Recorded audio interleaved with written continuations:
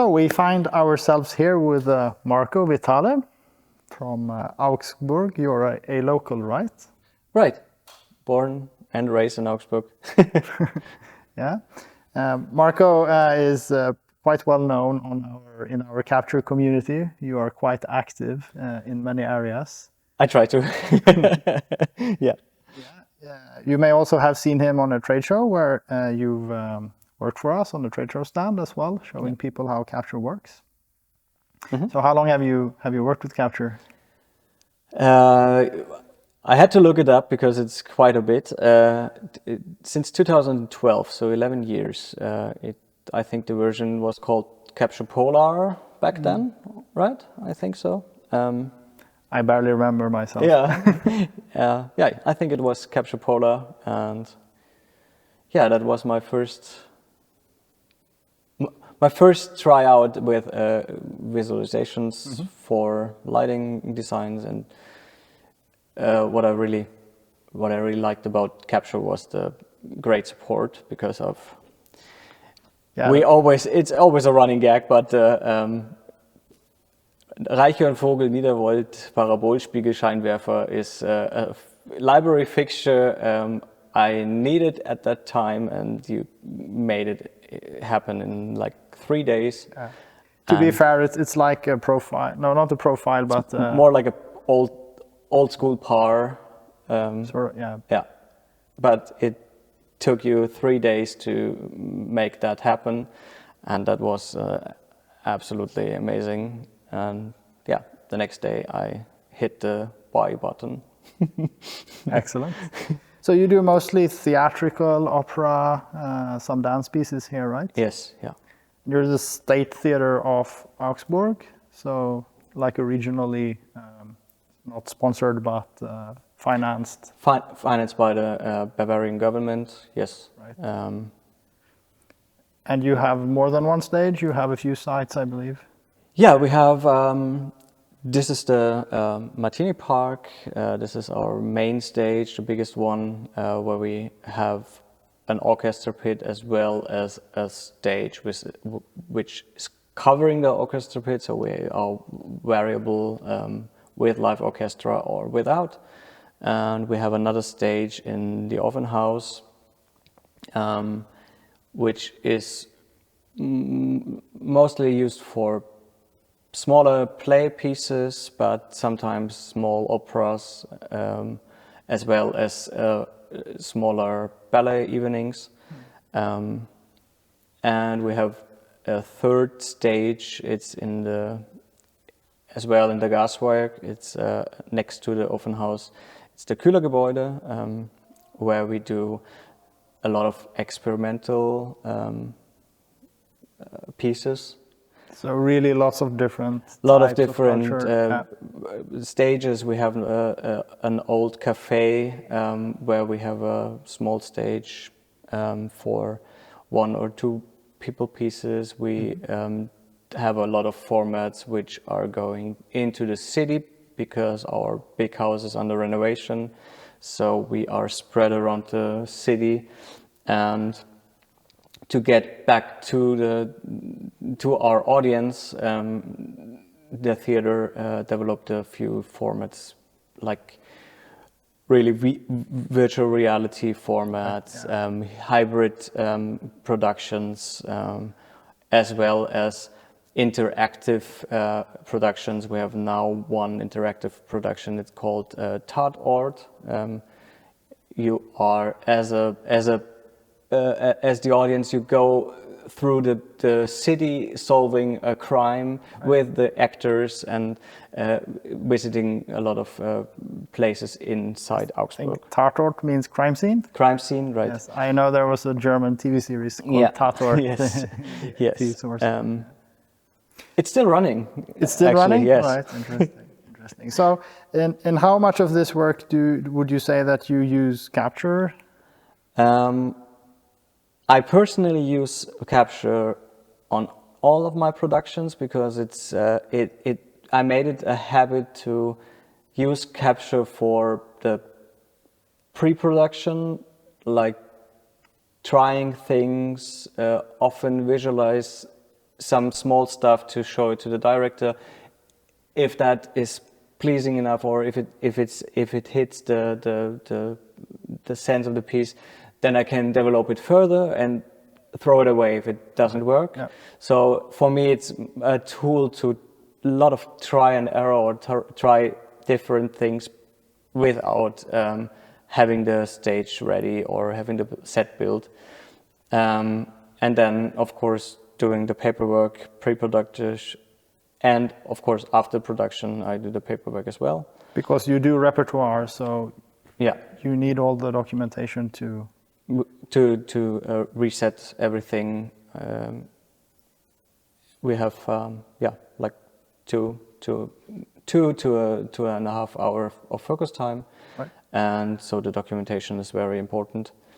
When I came back to Augsburg and got the head of the department here, I bought 2 capture licenses, because I thought it's a great idea to involve my staff to work with capture as well, because I love capture and love working with it, and I have everything ready. Every house here is built in 3D, every stage we have is built in capture, so it's quite easy to just use my files and do their preparations there, and then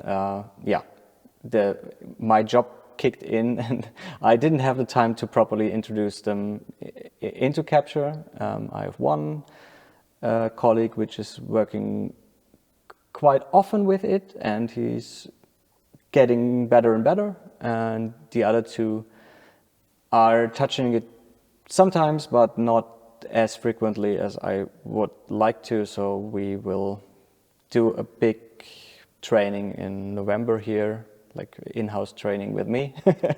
But you do have a fair amount of stage time, and the ability to try things out in reality on stage as well. Yeah, we have. Of course, it's limited. It's not endless. So if you can at least try things before you involve a whole team 3 hours to build down the set, it is very worth it to just try it. Or what actually happens a lot is that I'm in the audience during rehearsals and trying things and just showing it on the screen to the director. So is this the way to go? Because if yes, then we need 2 hours to build it on stage.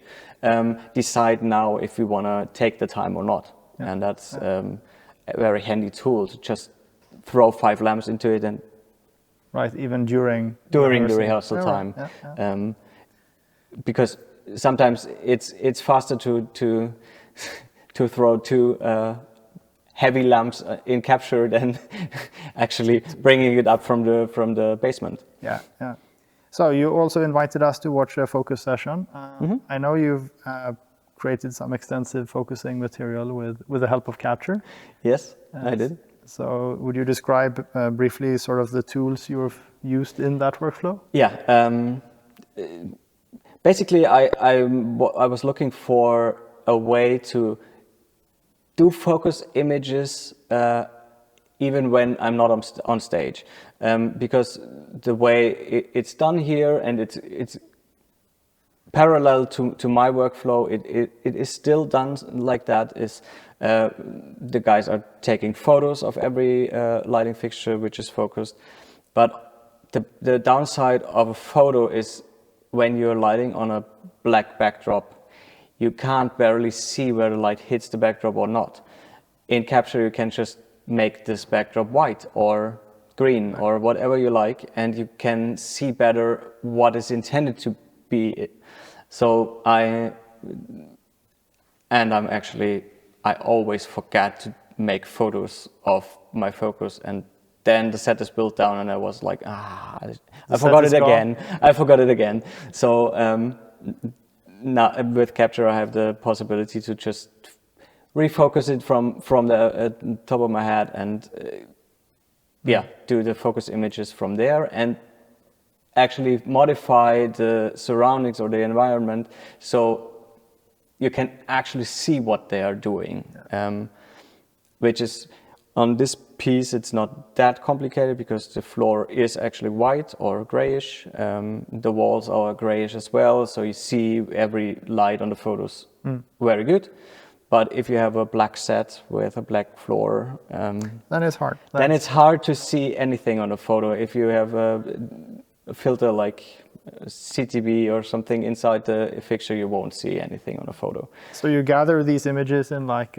Yeah, I gather these images or render them out of Capture, sometimes as a real image, sometimes as a heat map. I really enjoyed the heat map feature, which I think it was added 2 or 3 versions ago. I think so. It was a great addition because it then could even colorize. Okay, here is the core focus, and here is just spill lighting, and differentiate this as well, because that is sometimes the hard part when you have a soft light or a Fresnel or something. Yeah, you don't see There's where a lot going on outside the field angle. Right, and you can barely see where it ends and where it starts. It's supposed to be that way, but it's hard to capture on a photo. Conveys, and then I use the focus parameter or a focus field for every lighting fixture to type in what it does, to describe what the image shows, as well as the note. There I just briefly type 3 or 4 like hashtags, instructions, or just little descriptions. So it's kind of a fast focus.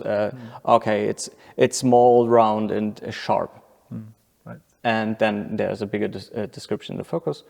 And in the end, I was looking for a possibility to have the images, have this information inside Capture and get it out of it. So I tried a few things. The CSV export worked kind of, and the TSV export works very well.